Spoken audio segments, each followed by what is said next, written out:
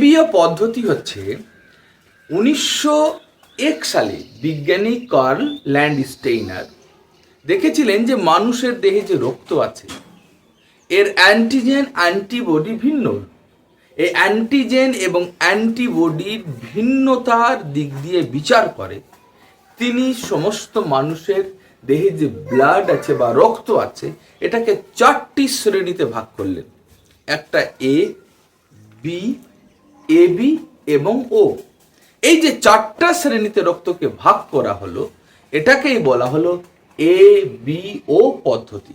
তাহলে 1901 সালে বিজ্ঞানী কার্ল ল্যান্ডস্টেইনার মানুষের রক্তে অ্যান্টিজেন এবং অ্যান্টিবডির ভিন্নতার জন্য মানে ভিন্নতার উপর ভিত্তি করলেন, আর এই ভিত্তি করে রক্তকে 4টি শ্রেণীতে ভাগ করলেন, এ, বি, এবি এবং ও। এটাকেই বলা হয় এবিও পদ্ধতি।